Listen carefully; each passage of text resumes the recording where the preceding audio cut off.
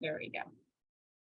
All right. Well, first I want to introduce our hosts today. We have Dr. Ting Liu and Kelly Hargraves. So they're going to be covering neurodiversity for us today.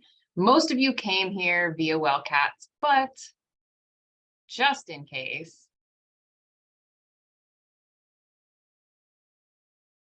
Wellcats is, if you didn't know already, your Texas State Employee Wellness Program. We do have a couple of, I guess you could call them announcements. As of this year, all benefits eligible employees are automatically enrolled in Wellcats. So you do still have to fill out a waiver to participate in certain in-person services. However, those of you who came to us through Wellcats, who I know do a fantastic job of going out there and promoting this program to your coworkers and office mates, you can now inform them that we have officially brought them into the fold, and they are now Wellcats as well. So welcome to Wellcats. On that note, I'm going to go ahead and pass this off to Dr. Liu to take over. And there we go. So I'll go ahead and stop sharing my screen with you guys. Thank you, Dr. Liu, so much for joining us. And thank you, Kelly, as well. Thank you, Jess, for the introduction. And can you all see the screen okay? Anyone? Yes. Maybe Jess, if you can tell me. Yes, I can see it. Okay, we're good. All right, perfect. All right.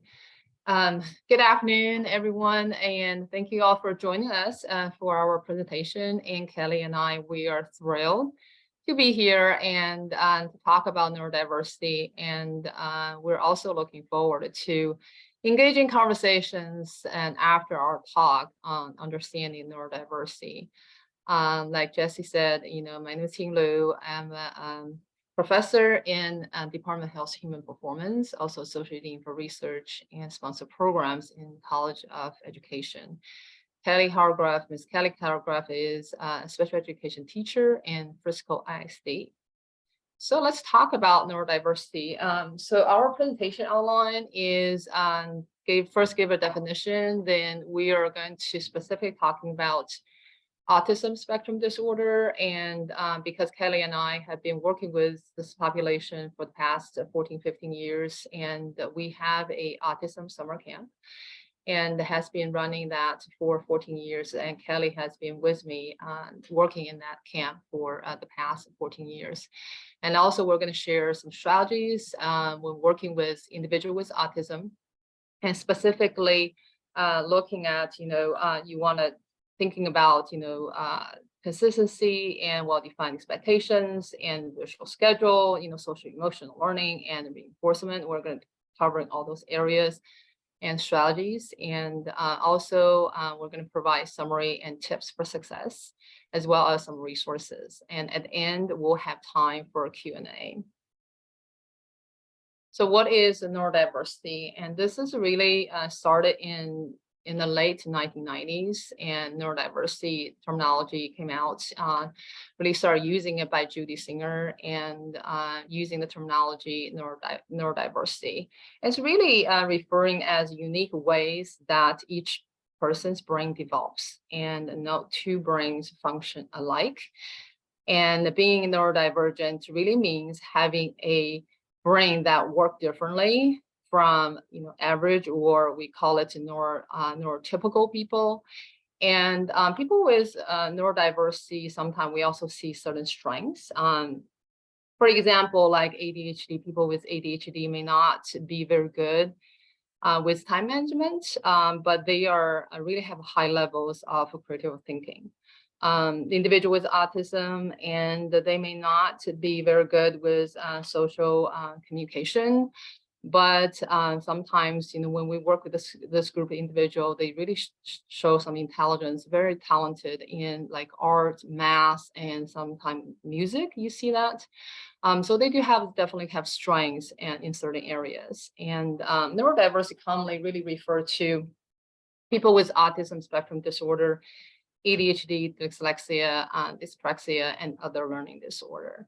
But for our talk, we'll mainly focus on individual with autism, and we're going to share strategies. And when we teach and work and interact with individual with autism, we'll share a lot of specific strategies that we use for our classroom, and also we use when we interact with this group individual.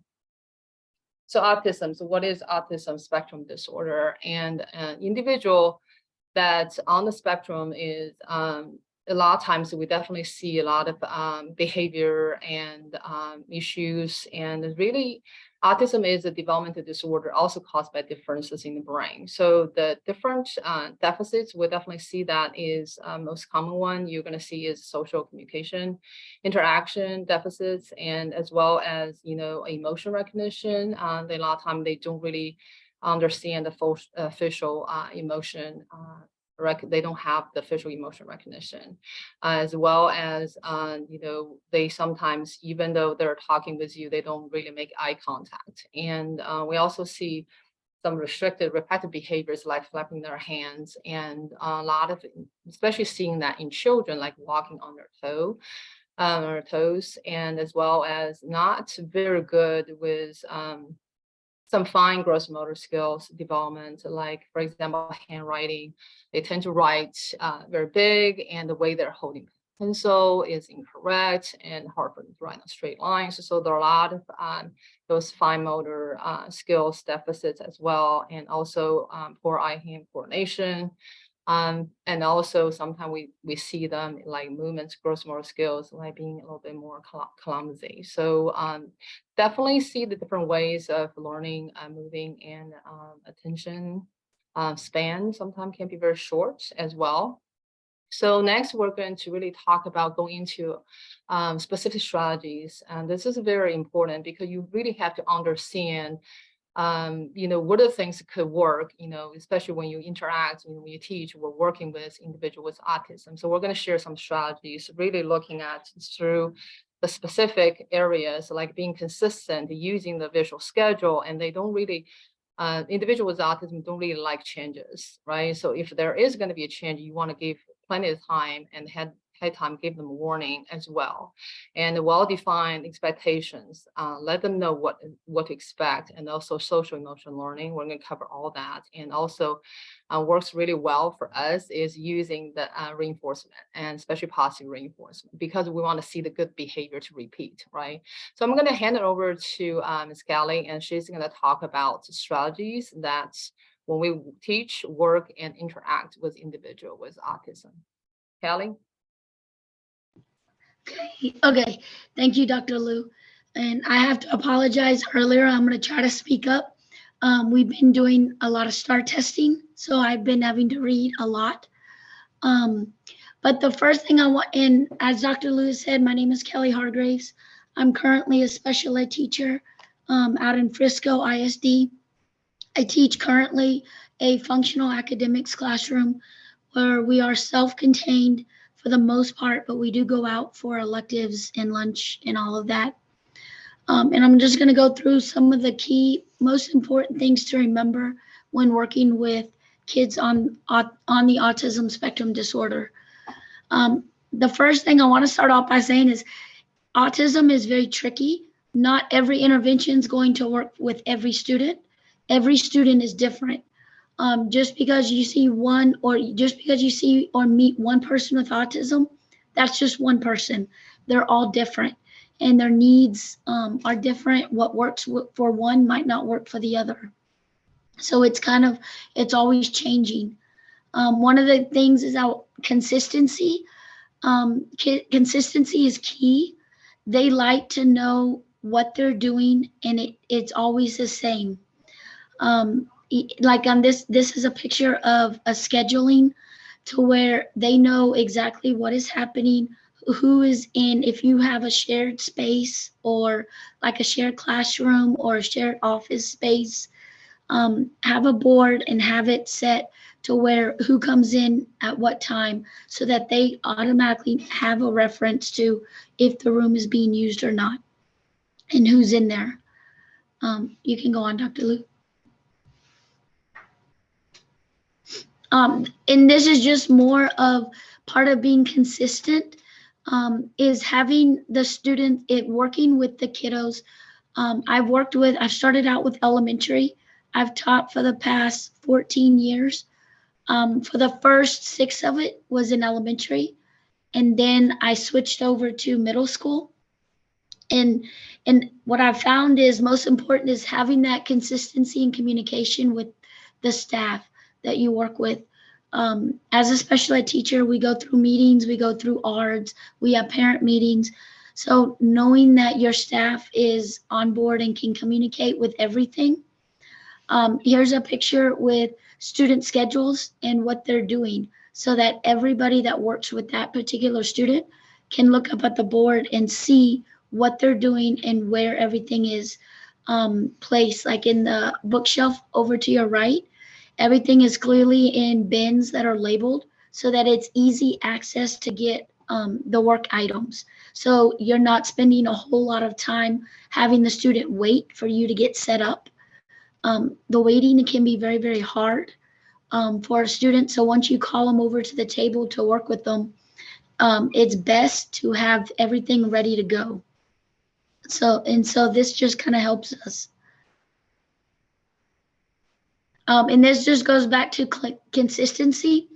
A lot of times kiddos with autism or even adults with autism, they don't like a lot of verbal because the verbal communication, verbal direction, a lot of words get jumbled up in their head and they just can't unmix everything to understand exactly what it is that they have to do. So a lot of them are very intelligent. They know what they have to do. If you give them a visual schedule and remind them throughout the day what they're doing, if they have their supplies, then that's what they really like.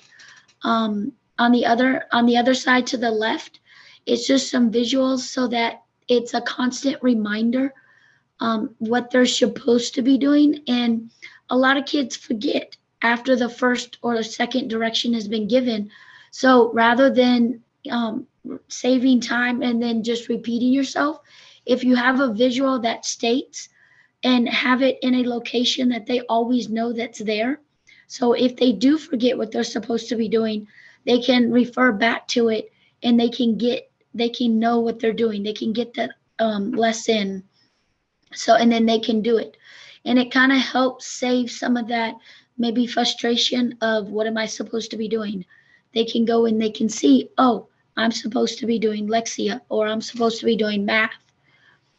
So, and then the top left picture is just having when you collect data, have it on a clipboard, easy access so that you or your staff members can just grab that clipboard and you have the students' goals and data sheets right there.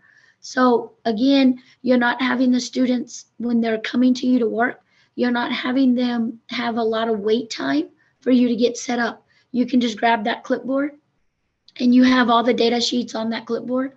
I like to use initials just to save on confidentiality because you don't want somebody walking in your room and being able to say, oh, be able to identify whose clipboard that is. So we use a lot of initials to identify the client or student, and you can go on. And another thing that we use is visual schedules. Visual schedules I think are a very important aspect of kids with autism.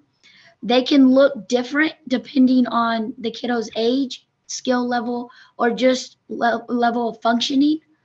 The first picture on the left is a travel visual schedule. And you see it's not very many items. It's just you can pick up that sheet of paper and take it to lunch or take it to specials or take it to an assembly. And it's just for a short period of time, but it's something that they can go back and reflect on, and it reminds them of what they're supposed to be doing. And then their workspace over on the right, students' work area is labeled. Everything is labeled and ready to set, so it kind of it's less staff and prompting, and it's more focused independently getting their work done. This is a sample of a student work area. And as you see, there's the black sheets of paper on the wall are items that they can work for. That through preference assessments, it has been identified that the student really likes those objects. So the student has a variety of objects to choose to work for. And keep in mind those reinforcement items, they change frequently. So pretty frequently you have to, kind of do preference assessments. What is it that they really like and that they'll work for? And then when they come to their work table, you ask them, and some kiddos you can ask and they'll tell you what do you want to work for. Some kiddos don't have that language, but if you present it in a picture format, they can choose that picture of what they want. And then if you give them a penny board or a star chart and say, okay, you are working for iPad, 4 problems, and then you get iPad. And as each problem as they complete, they get a sticker or a star. And then on the 4th one, they get their chosen reward. And this is just an up close picture of an example of a well-defined expectation. This is what a penny board.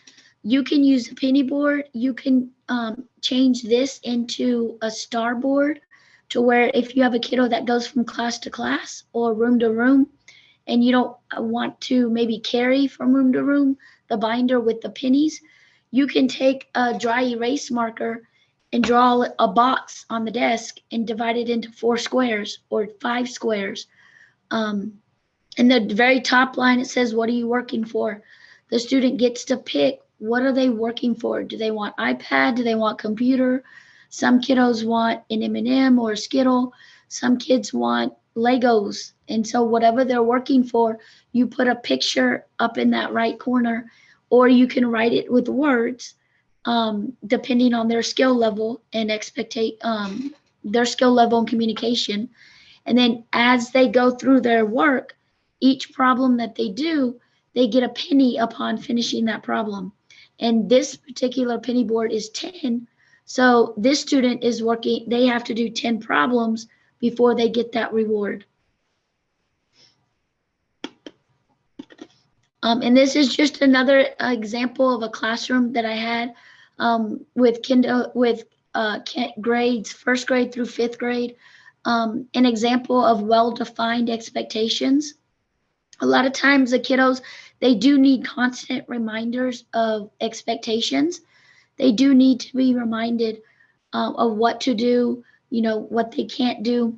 And we're all humans. It happens to everybody. This is just some of the expectations that we have. We have computer signs that we put on front of the computers that just lets the student know if that computer is available or not. And then we have first then boards above the computer. First this, then you get your reward. Everything, and then there is at the very top, there's their cards with their log-on information, so that if they do have trouble logging on, they can grab that card and they can look up their number and they can log on to the computer. They can do it themselves. And then this on the right is a kiddo in an independent workstation. He's doing a task by himself. He's chosen his reward and he's working for, and I can't see but he's working for Legos, I think. And he has 5 tasks that he must do, and then before he gets his Legos. The penny board kind of helps with independent. If the student knows that they have to complete those tasks before they get the reward, you can tell the student as soon as they complete that task and they put their star on the board, then they go automatically to the reinforcement. And so it saves a lot of time of you coming to check and them asking you, can I get it? Can I get it? Can I get it? They already see I need to do 4 tasks before that. And this just is more visuals to show examples of clearly defined expectations, what is not available. As they see the computer is not available, so it just reminds them, hey, I don't even have to ask. I see that it's not available. And sometimes if you take that verbal communication away, you can kind of skip around some of the behavior because they know it's not even available. So they know not to even ask because they see it.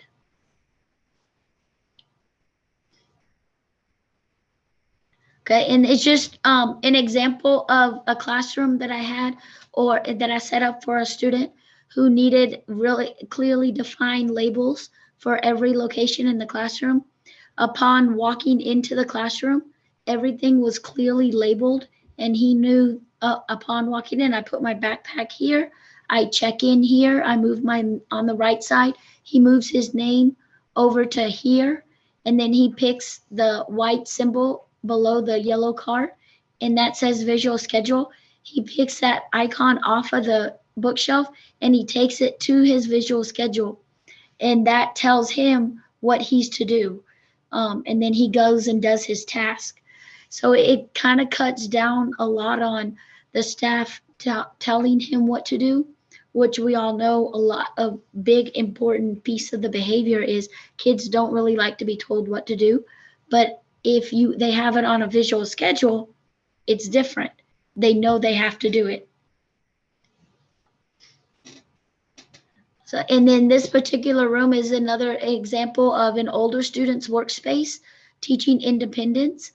The desk in the middle, they're called stand-up desk. They're really, really cool. I think it's called an alpha stand-up desk.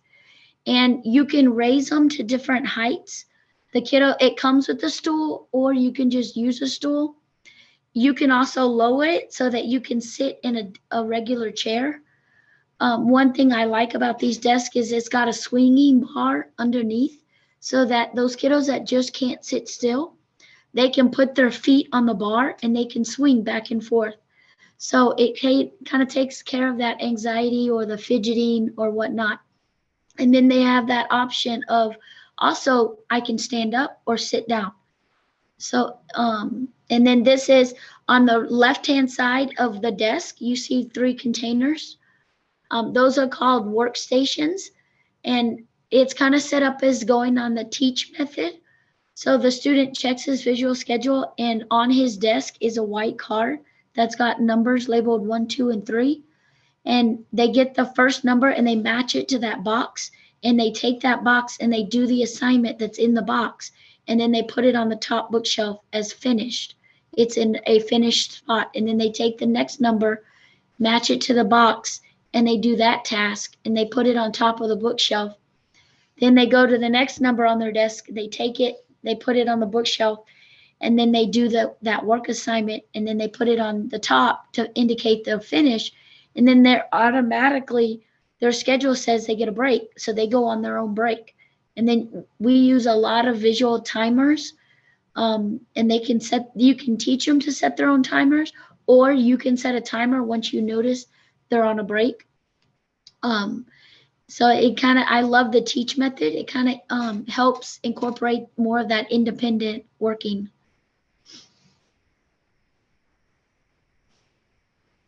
And just more possible visual schedules, student schedules in classrooms. A lot of times kiddos change classrooms, whether you're in middle school or even elementary. A lot of kiddos change math and science, reading, language arts. So here's an example of a student's workspace in a kindergarten classroom. You see his visual schedule is to the left on the wall, and you see the white box that has his numbers in the corner, and that box holds his assignments that he is to do. Whenever he is ready to go to his desk, the numbers on the white box are on his schedule, and he just takes it from the schedule, matches it to the box number, and pulls out that box and completes that activity. And then the next one is a portable visual schedules. We're always, whether you're going on a field trip, whether you're going to an outing, visual schedules are not just for the classroom. You can make them mobile. If you have to run from store to store, a lot of times it's hard just to do it because kids don't understand. They want to go home, but you have to make a pit stop at HEB. So if you have a visual schedule, first HEB, then home, or first Target, then Walmart, then home. So the students are already warned that they're not going straight home. So you can, or they're not going straight to a certain location. They know ahead of time what they're doing. Okay, and just more of clearly defined expectations. The clear box that says finish, always have a clear designated box labeled in the classroom that the students know where their work goes. Once you give them a task or task to do at their desk, once they complete it, where does it go? So it kind of saves that whole lot of asking questions, a whole lot of wondering, a whole lot of off-task behavior. If you show them, hey, when you finish your work, it always goes in the finished, and have it in a central location in the classroom that's easy accessible to everybody, so that it's always consistently, I do this, I finish it, I put it in finish, I may go on my break. And then a lot of the kiddos on the left, they do need those constant reminders of a lot of times raising their hand or hands and feet to self. So rather than giving them that verbal redirection all the time, because some kids take that as a negative, and you'll have behavior and you didn't think, I didn't do anything, I just told them what to do, but they took it as a negative. So a lot of times if you use visuals, and you can either just periodically walk by and point, or if they do what's expected, go and refer back to the visual.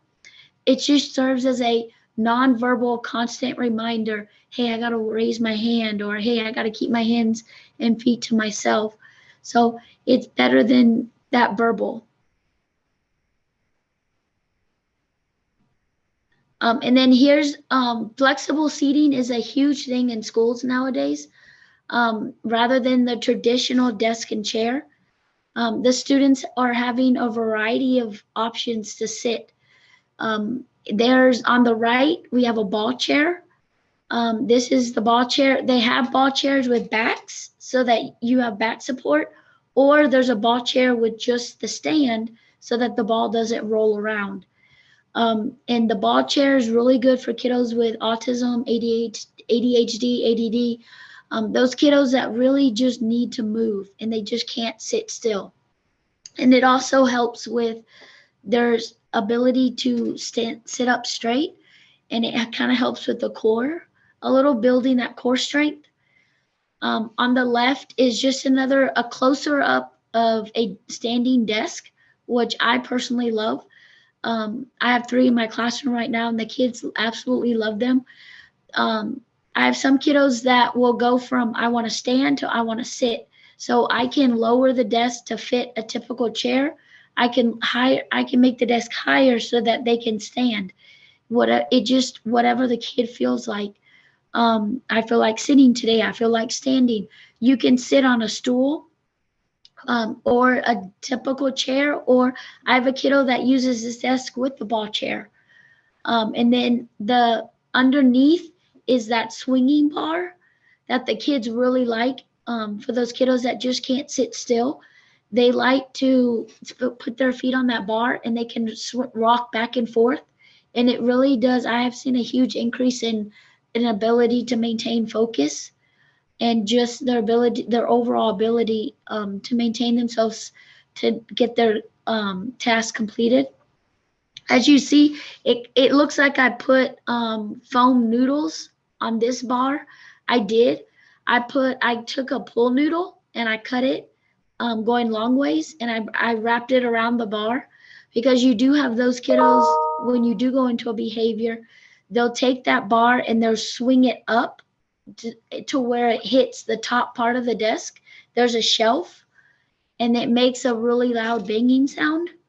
And they've just gotten your attention for whatever reason, if they want to get your attention due to a behavior, or if they're just hitting it. And so what I've done is I've eliminated that sound to make it quieter. I've just wrapped the pool noodles around that bar, so that you're still giving them that option to move their feet back and forth, but yet you're not encouraging them to hit the top of the desk so hard that it makes a loud to distract the whole class when they're upset.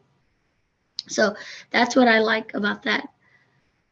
And moving right along to social emotional learning, I feel like I do this all day long, every day, with everybody, not just with kiddos with autism.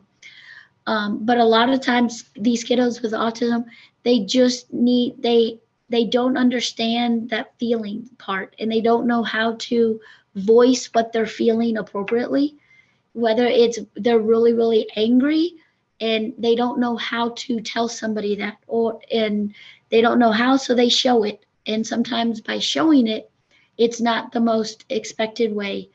So we teach them, how does your body feel? I really love the zones of regulations. The zones of regulations, as you see over on the picture on the right, there are 4 zones, and you start with the green zone. You're really, really happy. Life is great. You're good. You're ready to learn. That's the zone that we really want you in, all the time. And then you go to the blue zone.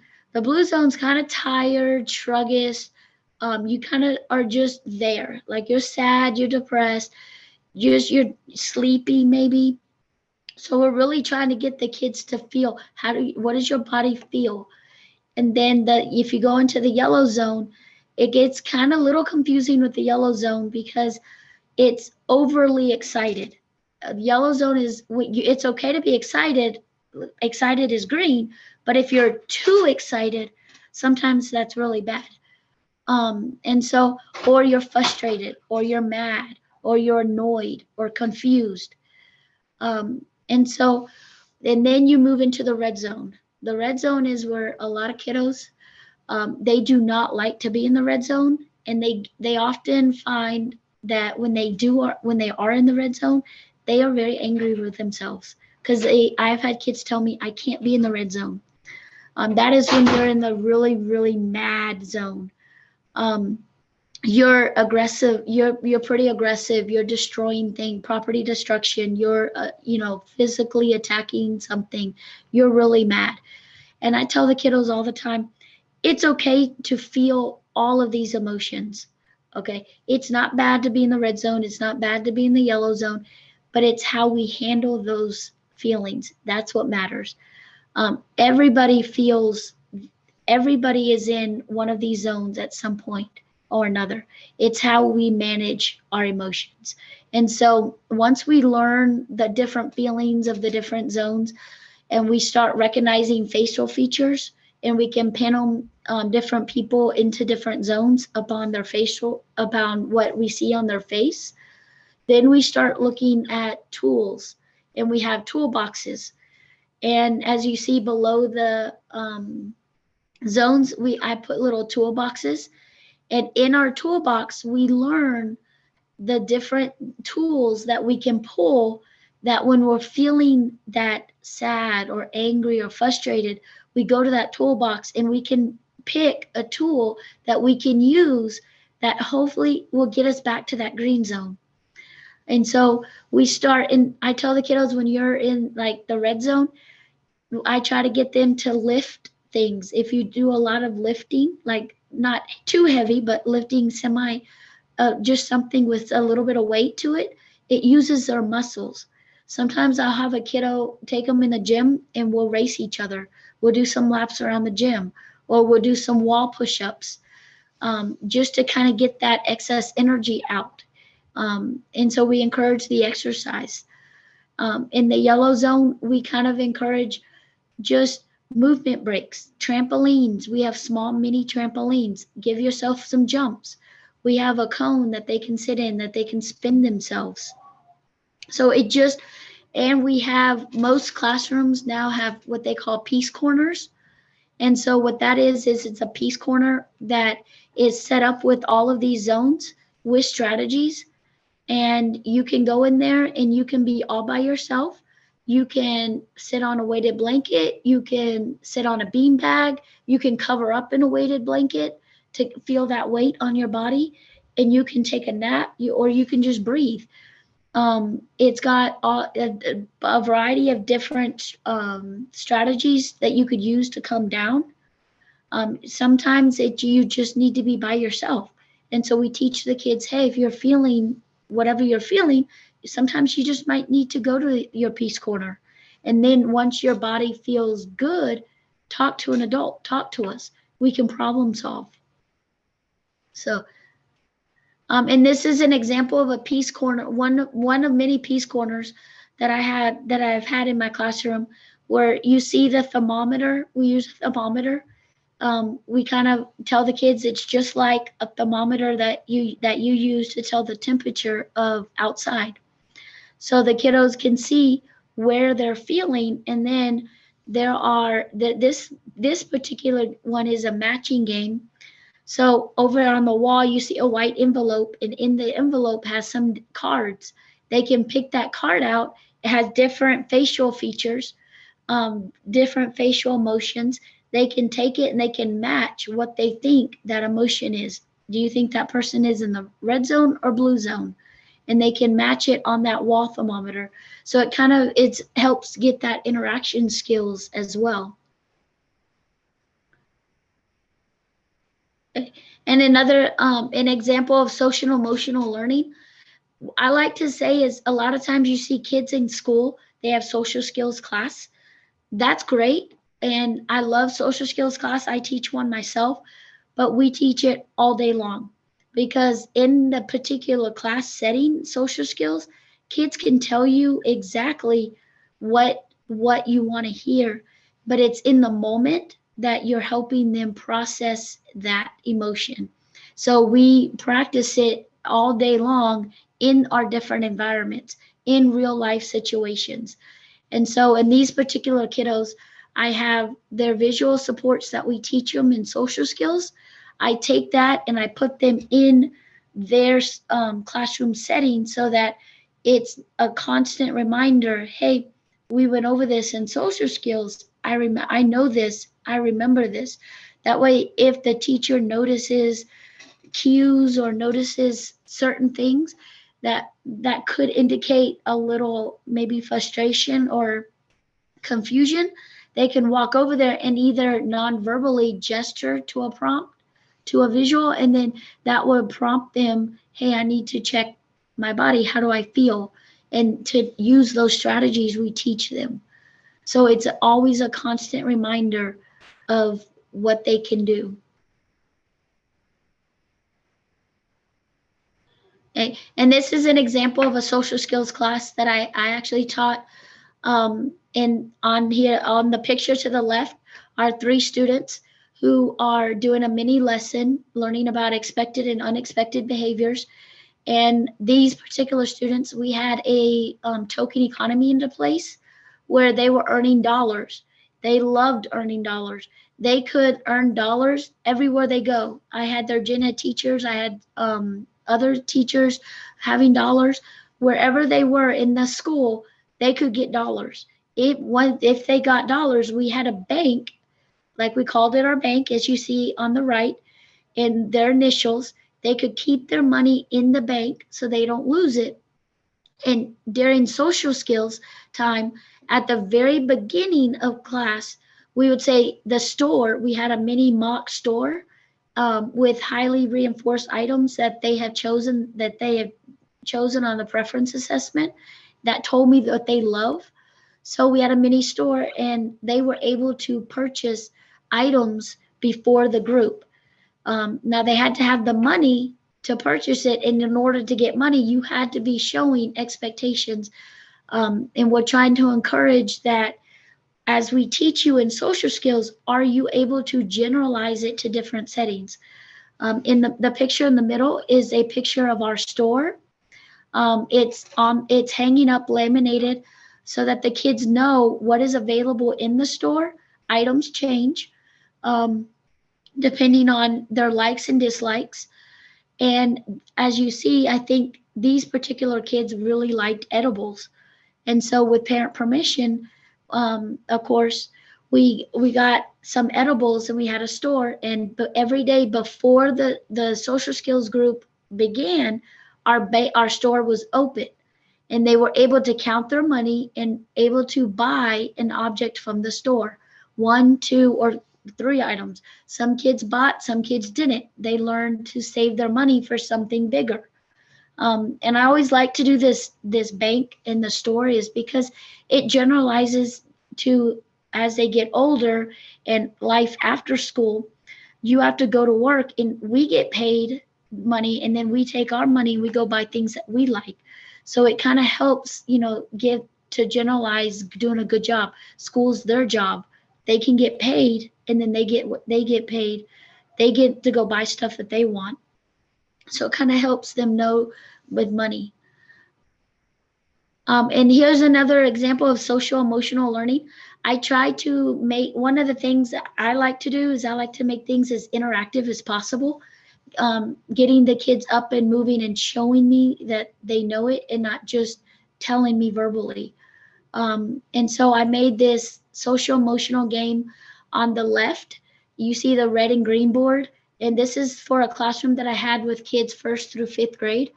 And this was put on the wall, and an option that what they could do on their free time, on their break time, they could pick a partner or they could do it by themselves. But they could, there are little icons on the very bottom, and they could pick those icons and they could tell me if that behavior, is that a good behavior expected, or is that an unexpected behavior? So it's helping them on their own going and telling me, okay, so they know that is unexpected. They know that that is expected. So it's just another interaction game that I like. I don't necessarily like kiddos always sitting at their desk and always just listening. I like to get them up and moving and demonstrating the concept. Another one that on the right is two of my favorite books that I really, really love. The author is Julia Cook. She writes a plethora of books, and they're all geared to social emotional learning on a variety of topics. My kids love her books.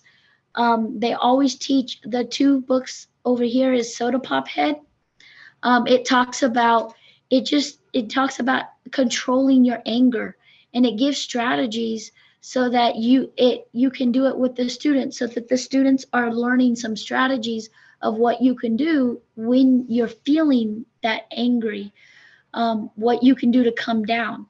And as soon as we read it, I like to make my kids, we make our own soda pop head with a mini Coke can and a bottle of felt paper, and they make their head, they put the googly eyes on it, they put the mouth, and then they tape it, they glue it to the bottle, and we practice.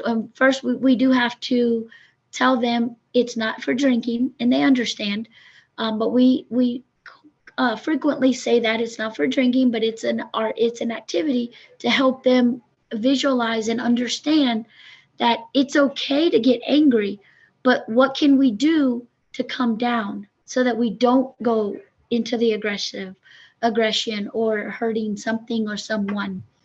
And they really like it because they take their Coke can, and I actually just happen to have a Coke right by my computer, and we teach them that if they shake it, they see the fizz, and that fizz is kind of like when you're really, really angry, your face gets red and your fizz is at the top of your head, just like that fizz in the Coke.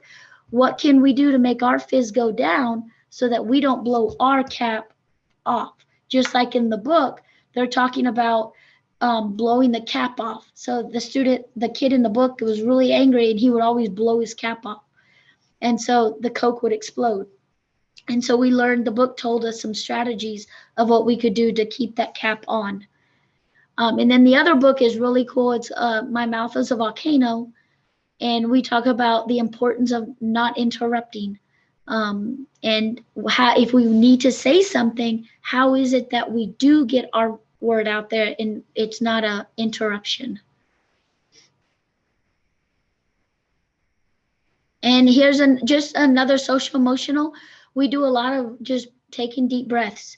We use this a lot when technology, everything is going technology. Our kiddos in schools, they're on Canvas, they're on vocabulary, they're on Brain Pop. Everything is pretty, like 90% of their work is on technology. Well, technology, sometimes it fails us. It doesn't always work. Internet doesn't always work. It goes out, and we see a lot of kids, they get frustrated. A lot of our kiddos with autism, if the internet goes out or if a certain program, Canvas, isn't working that day, we tend to see a lot of behaviors. So we just practice that breathing. Take a deep breath. It's okay. It's just a glitch. It happens. Sometimes we have to restart our computer. Sometimes we have to wait. And on the right is a lazy 8 breathing that we do. And the kiddos can, with their finger, they can breathe in and then breathe out, and they can make the 8 simple. And then over on the right, I actually have a video of a kiddo that created his own style of breathing activity that I really liked. He took one of our famous fidget balls that everybody loves, that kind of goes, that it expands and then it goes back in. And he uses it to have his own breathing technique. And we can watch, it's a very short video, and we can watch it. And I don't think you can hear, but as you see, if you can hear real quietly, but as he's opening it, he's breathing in. And then as he's closing it, he's breathing out. And I really like that video. And that's one that kid, he saw that and he created that himself, and I actually still use that to this day. But I really like that. But kids will learn, you'll learn a lot from the kids as well. So he's doing his breath in and then breathing out.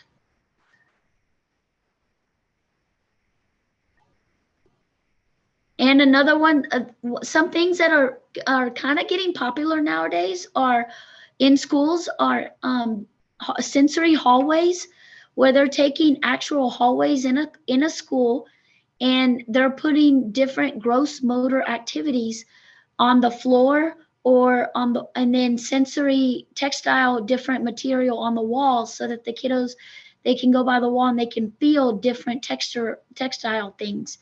And then so that they can get that sensory input. And then on the floor, it's a variety of different gross motor activities. And this particular one is one that I did in the middle school that I currently teach at in Frisco. Is the kiddos will start and they just follow the line, and they walk up, they walk down, and then they walk and they do like a hopscotch, and then they jump from one box to the other to the other. They do jumping jacks, then they do wall push-ups, and then they do wall sits. And then as they walk back, they can walk along the wall and they can feel the different sensory items on the wall to get that sensory input that they're needing. Some kiddos really like this, just if they have a lot of excess energy. It's an organized, structured way to get their energy out. And I had one kiddo who, when she would get frustrated in class, she was an eloper, which means she would run outside of the classroom. And when I created this, she started automatically running to that location. So instead of running outside or running and hiding in the bathroom, we ran to a sensory hallway where she was able to get whatever sensory input that she wasn't getting at that moment in time. And then there is a video I did, some of my students demonstrated the path that we have. And so as you see, this was a little tricky. The kiddos will put their feet on the feet, and then they would have to bend down and touch the hand. And then the next one, they would have to put their foot and balance on one and bend down and put their hands. And so they would just follow their symbol.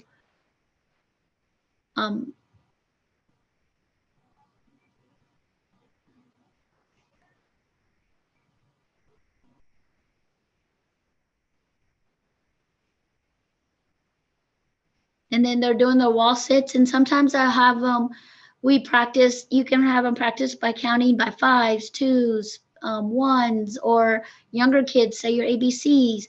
So there's something to distract them in this moment. And this isn't very long, like maybe 15 seconds, 20 seconds.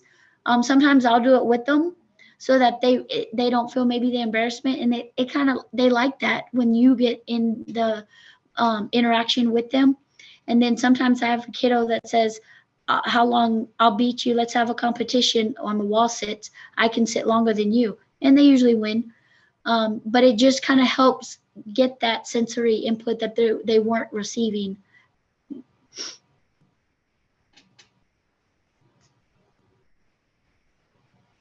And then this is another one in the classroom. Some students with autism constantly need frequent moving breaks. And that's where the flexible seating comes in. 1 second they want to sit in a chair, the other second it's a ball or a wobble stool. And so they do need frequent move breaks. So they're on their desks, their visual schedules, maybe 2-3 tasks, and then they get a 10-minute break. And then you set the timer again, they know it's work time. Some items in the classroom that I have currently is the picture on the left is a picture of my peace corner. And my kiddos call it the beach because I put a shower curtain over it, and it's the beach shower curtain. And so at the beach, we're relaxed, we're calm. We go, it's a happy place. So if they're ever feeling frustrated, I have many kiddos with autism do not like to get things wrong. They are very much people pleasers. They want to please you. And if they get something wrong, whether it's a task or they can't answer a question, they feel like, some of them maybe feels like they let you down, and then they're hard on themselves. They scream out, they can run out of the room. They're very hard on themselves. So we've worked a lot on that of running out of the room. And hey, if you're frustrated, it's okay. Let's go to the beach. And in the beach, there are bean bags. There's a ball chair that they can sit on. There's weighted blankets. There's our 4 zones, so that it kind of is that nonverbal reminder, hey, what zone am I in? There's a miniature dresser that I painted that has drawers of the different zones. They can open the drawer and they can pull out a strategy that they can use. And then on that table it's a container of just box of fidget items that they can pull and that they can use to kind of de-escalate themselves. And then when they're ready, we can talk to them, we can problem solve. We've worked a lot of just, it's okay to make a mistake. We want you to make a mistake because we're not doing our job if we don't make a mistake. We have erasers on pencils because of a reason. We want you to make a mistake. It's okay. So we do a lot of that all day long. Another thing in the center of my classroom that the kiddos really love, and also at camp, is sensory tiles. And even the adults, I'm not going to say the adults that come in my room or the adults that come to camp. I don't know who loves them more, the adults or the kids, but you can step on the different tiles and the liquid moves. And it's really cool and it's really relaxing to move and just to watch the liquid move around. Some of my kiddos like just sit on there and do their work. Some of them will just go and they'll step on blue, purple, green, orange, and they'll just watch the liquid move around in the different directions. And then this is just another, a variety of peace corners. All classrooms are different. And so sometimes you do have a luxury of having a separate area in the classroom. Sometimes you have to make with dividers an area in a classroom that's kind of shut off, but not shut off. You don't want to make it to all the way closed in because you do want to make sure you have a vision of the kiddos in that corner at all times. But this is another example of a peace corner I had where in a elementary school where I didn't have an option to hang a curtain. I just used dividers and divided a section in the back of the room. And you see there's a bean bag, there's a blanket, and the blue chair is a really cool chair. I bought it at IKEA and it's an egg shape. They can get in it and there's a pull over. They can completely pull over them and cover themselves up. So they are really alone. And the chair spins a little bit. And so they like that. And I have some kiddos that will automatically go to there, pull the cover over. And that tells me, hey, I need to be left alone. I'm feeling something. I don't know what it is. I need to be left alone for a little bit.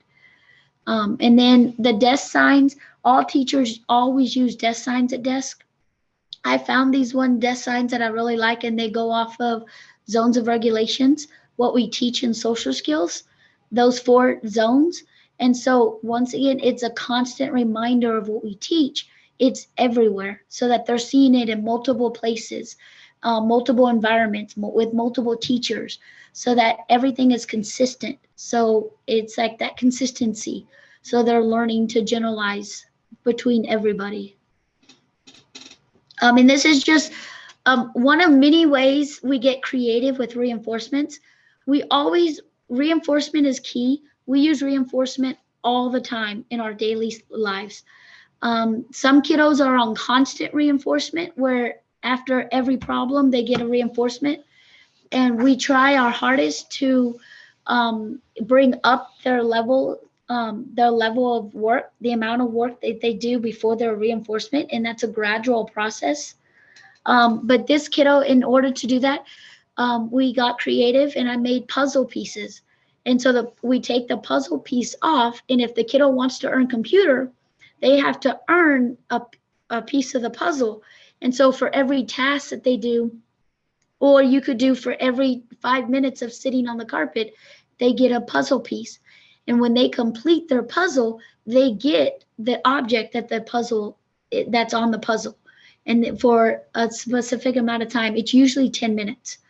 And then you take it off, you take all the puzzle pieces off, and the kiddo can either work for that object again, or they can choose a different object.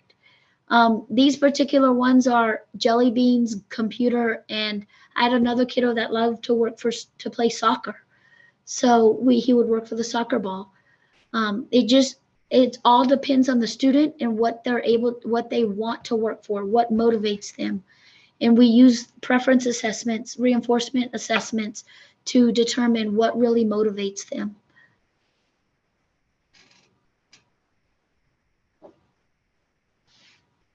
Thank you, Kelly. Well, Kelly has shared all the strategies of working with teaching, working, and interacting with individuals with autism. And of course, this strategies, when you, like she said, when you meet an individual with autism, you meet one individual with autism, they're each unique and different. And but all those strategies can be generalized, not only in elementary, middle school, high school, can also be for even for college students. So just quickly summarize that the things we want to keep in mind when we work with individuals with autism. We wanted to make sure, to be consistent in your message and your schedule, and use a visual a lot. They really respond better with visual than verbal instructions. And because, like I was talking about earlier, their attention span is very short, and it's hard for them to keep on focusing if you're just talking to them. So visual schedule works really well, and also expectations, and you wanted to really well-define expectations, and also social emotional learning, how to de-escalate, how to control your emotion, how to actually understand, recognize your emotion, and reinforcement. And this one, positive reinforcement, works really well. And so we wanted to just, last, we wanted to just mention a few tips for success. And when you're working with teaching students who are working with your supervising employee with neurodiversity. So first, you work with students, you really want to think about, student with different learning profile, and their information processing is going to be a little bit different styles. So a lot of visual, setting out the expectations. And so they like to know ahead of time, everything's set in stone, and try not to change too much. And if you are making changes, you wanted to make sure they're well aware of. And sometimes, we see students may fall through the crack on their academic support because faculty or professors or teachers do not know how to work with this group of individual. How to work with individuals with autism, the things that work, things that do not work. And hopefully the strategies we have shared will help you in the classroom. And as well as right now, mostly like for campus-wide, and we like to really recommend for people to use the neurodiversity term instead of disability, because the neurodiversity really covers individuals, people with or without learning disability.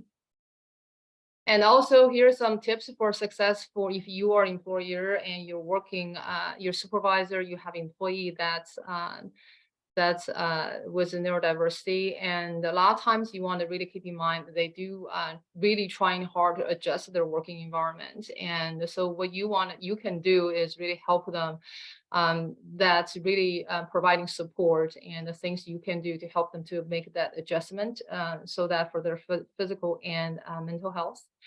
So just a few tips to really thinking about, create jobs really for different kind of workers, like, um, with individuals with autism, they have very strong, they're probably not very good with the communication or social communication, but they have very strong memory, and also could be a really good job for them to be like computer programming, right?